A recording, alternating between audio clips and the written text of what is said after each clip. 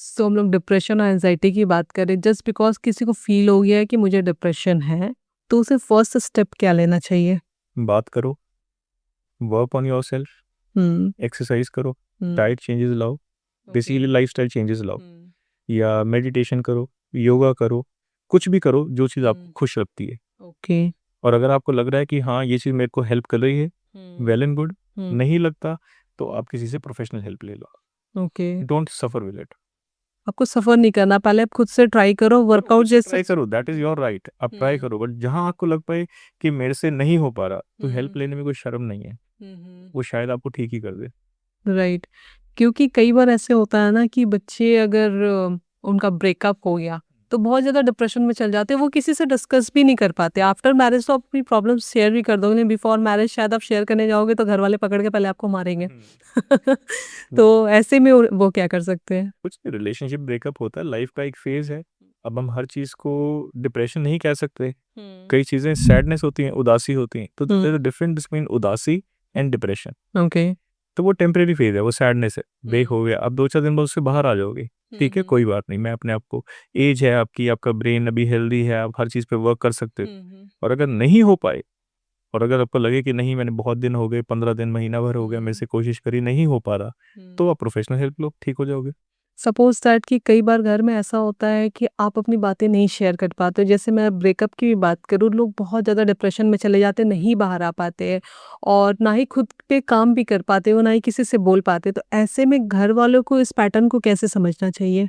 घर वाले अगर अपने फैमिली मेंबर में चेंजेस नोटिस करें, तो उनकी एक सपोर्ट बने, उनकी बात सुने। और अगर आपको लगता है कि ये नहीं ठीक, कहीं ना कहीं कुछ सिम्टम्स हैं, प्रॉब्लम हो रही है, गो फॉर प्रोफेशनल हेल्प। बिना सोचे चलो, एक प्रोफेशनल हेल्प लो। क्या होगा, उसमें कोई हार्म तो नहीं है। अगर आपको बात अच्छी लगेगी तो फॉलो करो।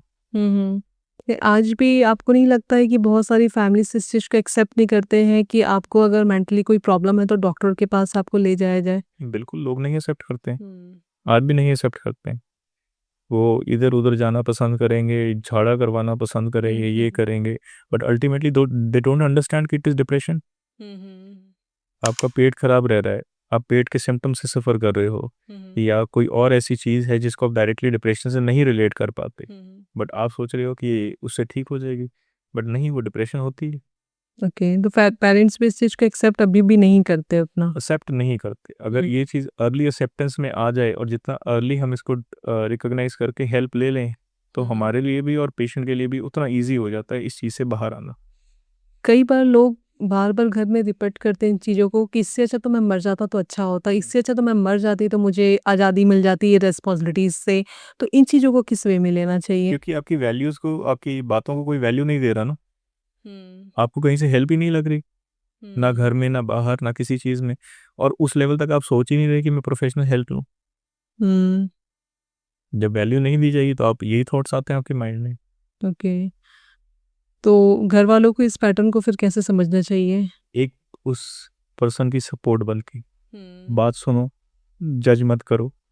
एंड अगर आप रोज़ आधा घंटा, 1 घंटा भी दोगे, बात सुनोगे, प्रॉब्लम एड्रेस करोगे, तो हो सकता है वो इस चीज़ से खुद ब खुद बाहर आ जाए ओके। अर्ली स्टेज में। सिर्फ़ बात करने और बात सुनने से बहुत सारी चीज़ों को, प्रॉब्लम को सॉल्व किया जा सकता है। बिना जजमेंट के अगर हो तो। अगर ओके। आप जज करोगे, सामने वाले को लेबल दोगे, कुछ ना कुछ उसको नाम दोगे कि तू तो ऐसा है, तू वैसा है, तू नाटक करता है, तू पागल है, दिस इज़ रॉन्ग। ये नहीं करना।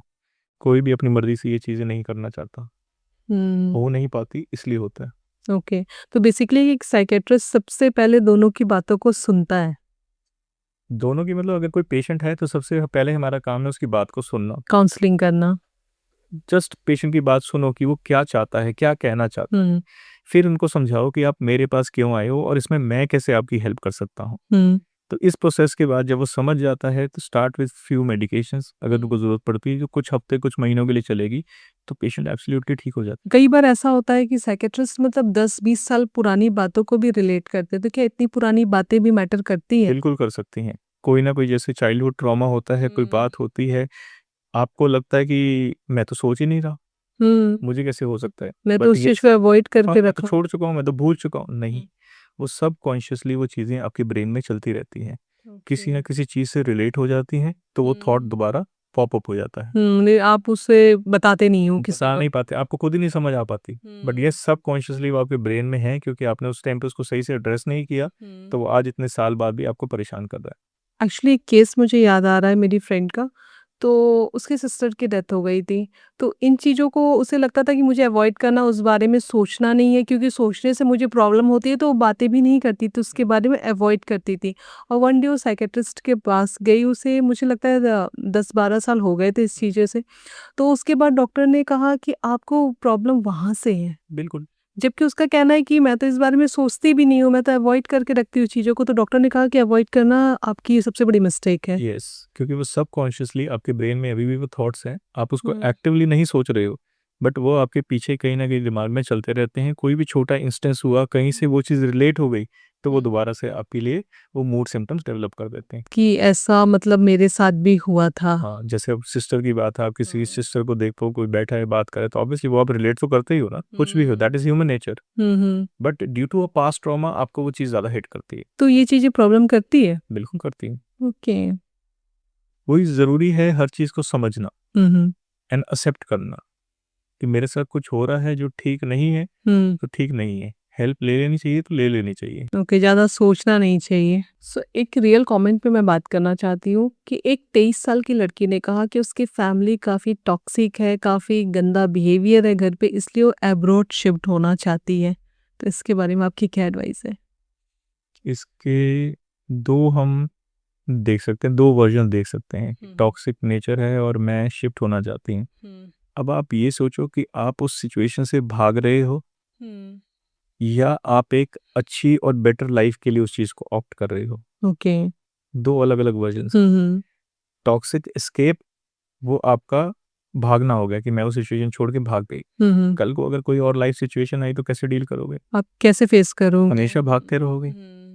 दूसरा है कि एक पॉजिटिव माइंड के साथ जा रही हूँ, for a better outcome, for a better life, तो फैमिली भी सपोर्टिव होती है। तो ये हमारा जो माइंडसेट है, ये बहुत मैटर करता है कि हम जो चीज़ सोच रहे हैं किस वे में सोच रहे हैं। हुँ। पॉजिटिव भी हो सकता है, नेगेटिव भी हो सकता है। मतलब चीज़ों से भागना इज़ नॉट अ सॉल्यूशन। भागना इज नेवर अ सोल्यूशन। वो एस्केप जो है वो आपको कभी भी ठीक नहीं करेगी। वो हमेशा आपके ब्रेन को ट्रेन कर देगी, कल को कोई सिचुएशन आई मैं फिर से इससे भागूंगी। ओके। तो आप डील करो, फेस करो डील चीज़ों। करो, उसको सॉल्व करने की कोशिश करो, हुँ। तो that is more helpful. Okay. School और वर्क प्लेस में मेंटल हेल्थ अवेयरनेस कैसे बढ़ाई जा सकती है? स्कूल्स अपने बाकी नॉर्मल टीचर्स के साथ साइकोलॉजिस्ट अपॉइंट कर सकते हैं, ठीक है? ताकि वो कोई भी छोटा-सा इश्यू होता है, by be it exam related या किसी बच्चे को कोई हेल्प चाहिए, तो वो वहीं की वहीं एड्रेस हो जाएगी। सेकेंडली, वो जो साइकोलॉजिस्ट हैं, वो कभी वन्स इन अ मंथ या वन्स इन 2 मंथ्स एक क्लास ले लें, जिसमें they teach them importance of mental health. Okay, कि how to keep yourself happy, या बच्चे हैं तो चलो हम कौन सी एक्टिविटीज़ कर सकते हैं, वी शुड। तो बच्चे के माइंड में वो चीज़ रहेगी ना, तो ही विल बी अवेयर कि हाँ, कल को मेरे साथ कुछ ऐसा हो रहा है, या बच्चे बहुत अच्छे होते हैं कैच करने में। उसको अपने फैमिली में भी कोई प्रॉब्लम ऐसी दिखेगी ना, तो वो इमीडिएटली बोल देगा। वो आपके पास होगा तो आपको ही बोल देगा कि येस मैम, मेरी फैमिली में ऐसा है, मेरे पापा ऐसे करते हैं या मेरी मम्मा ऐसे करते हैं। तो आप वहाँ से भी कैच कर सकते हो। ओके। तो आपको गैप कहाँ दिखता है? गैप दिखता है बिकॉज़ जो ग्रोइंग फेज़ है बच्चों वाला, उस टाइम पे हम किसी को सिखाते ही नहीं है कि मेंटल हेल्थ क्या होता है या मेंटल हेल्थ सिम्पटम्स क्या होते हैं। और अगर यही चीज़ एक साइकोलॉजिस्ट होगा जो ये एड्रेस कर सके या बच्चों को एक क्लास ही दे सके ऑन पॉजिटिव मेंटल हेल्थ के ऊपर, तो ये गैप आगे चल के धीरे-धीरे कम हो जाएगा। ओके, तो वर्क प्लेस में कैसे आप हेल्प कर सकते वर्क हैं? प्लेस पे तो मोस्टली जो गुड एमएनसीज़ हैं, सबने एक-एक साइकोलॉजिस्ट अपॉइंट किया हुआ है, okay. And they carry out their lectures and sessions, जहाँ वो लोगों के क्वेश्चंस एड्रेस करते हैं। सेम इज़ विद जैसे पुलिस डिपार्टमेंट है, बाकी डिपार्टमेंट से they are also appointing psychologist, वहाँ पे रेगुलर सेशंस हो रहे हैं। ओके, तो एक ये लेक्चर होता है, सेशंस इम्पैक्टफुल होते हैं? लेक्चर्स होता है, at least they make you realise कि हाँ, अगर ये चीज़ मेरे साथ हो रही है, तो ये एक मेरे लिए सिग्नल है हेल्प लेने का। नहीं तो आपको कैसे समझ आएगा? बिकॉज़ पुलिस की जॉब हो गई, ये ऑफ़िस जॉब हो गई, every job is stressful. Police की जॉब तो और स्ट्रेसफुल है कि आप कब किस सिचुएशन से डील करो, जो चीज़ें शायद कभी हम देख नहीं सकते, सुन नहीं सकते, लेकिन उन्हें डील करना पड़ता है। बट आपका ये पार्ट है, हुँ। जॉब का पार्ट है।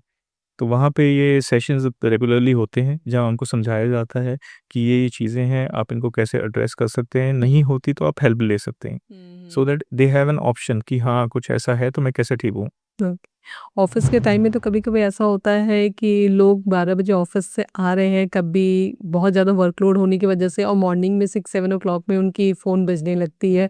तो ये कहीं न कहीं वर्क लाइफ बैलेंस जो है ये कंपनी की तरफ से भी होनी चाहिए। बिल्कुल होनी चाहिए।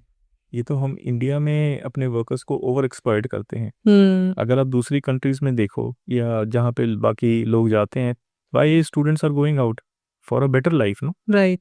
दूसरी कंट्री जा रहे हैं, स्टडीज़ के लिए जा रहे हैं, eventually they want to settle there. हर चीज़ डेज़िग्नेटेड है। दिन में इतने घंटे काम करना है, इतने घंटे ही काम करना है, वीक में इतने घंटे काम करना है, इतने घंटे काम करना और उसके बाद आपको एक मतलब ओवर पे भी होगा है। अगर आप ओवर पे तो वो नहीं करते हैं, बट अगर करते हैं तो ज़रूर they pay you. And similar lifestyle is for doctors also. They have designated hours. India में किसी के कोई आवर्स नहीं है।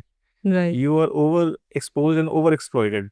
इसलिए जितने भी मतलब बहुत ज़्यादा एजुकेटेड और सक्सेसफुल लोग हैं वो इंडिया छोड़ के जा रहे हैं, देखो जो कि हमारे इंडिया के लिए अच्छी बात नहीं है। इंडिया के लिए अच्छी बात नहीं है। हुँ। Again in search of that better life, that work life balance. उनको लगता है कि यार मैं यहाँ भी बहुत कर रहा हूँ, बट मेरे को वो आउटकम नहीं मिल रहा। मे बी मैं बाहर जाऊँ, मेरे को वो आउटकम ना मिले, बट मेरे को एक बेटर लाइफ मिलेगी, मेरे एक स्ट्रक्चर्ड लाइफ मिलेगी। मेरे को दिन में इतने 6 घंटे काम करना है, तो मैं 6 घंटे काम करके अपने घर पे हूँ, अपनी फैमिली के साथ हूँ, अपने बच्चों के साथ हूँ। मतलब पूरा बैलेंस चल रहा, आप पर्सनल लाइफ के लिए भी टाइम निकाल पा रहे हो, प्रोफेशनल प्रोफेशनल के लिए टाइम हुँ। निकाल पा रहे हो, आपको एक अच्छा पे आउट भी मिल रहा है and you are satisfied out of it. तो जैसे हम लोग बिजनेसमैन की बात कर रहे थे, तो मेंटल हेल्थ पे फाइनेंशियल स्ट्रेस का क्या असर पड़ता है? फाइनेंशियल स्ट्रेस अगेन आपको उसी चीज़ में ओवरवर्क कराता है, कांस्टेंट प्रेशर आप पे बना के रखता है कि मैं इतना करूँगा तो मेरे को इतना मिलेगा। तो हर चीज़ एक रेगुलर पैटर्न बन जाती है। मतलब जब ज़्यादा लोग ग्रीडी हो जाते हैं या ज़्यादा लोगों को चाहिए होता है कि मतलब अपनी कैपेसिटी से ज़्यादा चाहिए होता है तो ओवर स्ट्रेस लेने लगते हैं। स्ट्रेस लेने लगते हैं, एंजाइटी बन जाती है, वर्क लाइफ बैलेंस डिस्टर्ब होता है और उनको कुछ नहीं दिखता, सैटिस्फैक्शन सेटिस्फैक्शन नहीं होती। तो कहीं न कहीं इससे इनकी हेल्थ भी इम्पैक्ट होती है। बिल्कुल। And not only mental health, physical health भी इम्पैक्ट होती है। लाइफस्टाइल चेंजेस हो गया, सेडेंटरी लाइफस्टाइल आपने फॉलो करना शुरू कर दिया, आपकी एक्सरसाइज नहीं है, आपकी मूवमेंट नहीं है, आप वेट गेन कर रहे हो, आपकी बॉडी में कोलेस्ट्रॉल लेवल्स बढ़ रहे हैं, हार्ट केसेस ज़्यादा बढ़ रहे हैं, इसीलिए बढ़ रहे हैं। एग्जैक्टली मैं भी यही कहती हूँ ना कि सबसे बड़ी अर्निंग अपनी हेल्थ है।